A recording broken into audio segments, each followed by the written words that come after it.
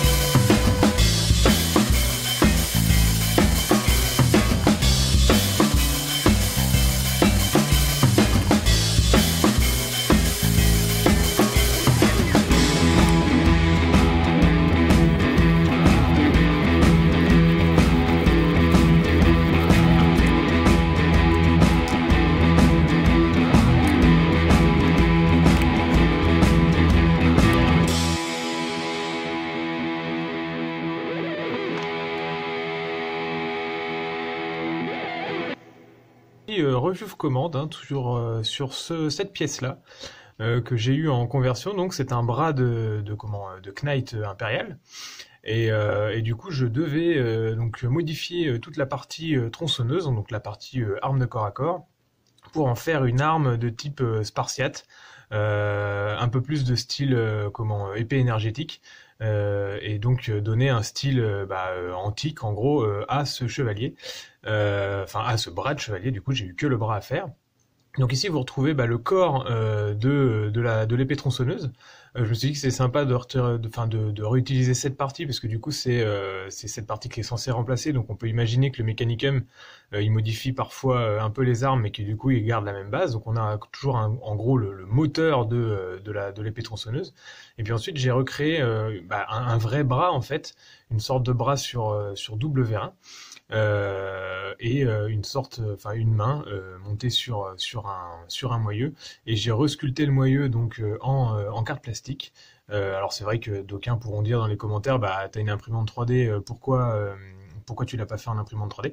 Et parce que parfois la modélisation 3D elle va prendre au moins autant de temps que de le faire à la main. Hein. Personnellement, je suis assez rapide à la main maintenant. J'ai un petit peu d'expérience quand même sur le modélisme, on va dire traditionnel. Et du coup, ça me prend pas beaucoup plus de temps de faire au moins cette pièce-là plutôt que de la modéliser, puis ensuite de l'imprimer. Et surtout là, c'est de la pièce unique, donc en fait, j'ai pas de raison de l'avoir en modélisé, même si ça aurait pu peut-être servir à quelqu'un d'autre.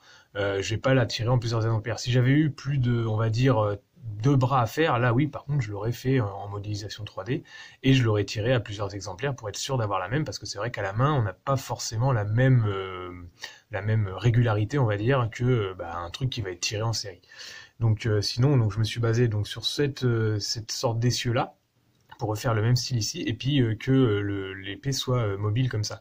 Et ce qui fait qu'en fait, avec les articulations des chevaliers qui sont quand même bien faites, on a l'articulation de l'épaule qui bouge un petit peu comme ça, on a le dessous de l'épaule également, enfin on va dire le milieu du bras qui tourne comme ça, plus la main, ça permet de faire quand même pas mal de positions. On imagine que s'il est planté sur le chevalier comme ça, donc fixé à l'épaule, il peut faire soit comme ça, donc là ça fait comme s'il allait frapper, il peut se mettre comme ça, comme s'il était plutôt en position de repos, reposé sur l'épaullière, et puis il peut mettre carrément en extension avec le bras tendu vers l'avant. Donc voilà, enfin je trouvais que c'était la position la meilleure, donc c'est pour ça que le point est un petit peu en décalé par rapport à l'axe du bras. C'était choisi et tout. Et puis ensuite, j'ai habillé le tout avec donc un petit peu de câble en green stuff. Après, il y a 2-3 rivets à droite à gauche. Et par contre, là, j'ai utilisé l'impression 3D pour pouvoir recréer ce type de petit décor que vous trouvez et qui est caractéristique des Imperial Knight. Je l'ai reproduit sur les plaques, puisque les plaques, par contre, elles devaient être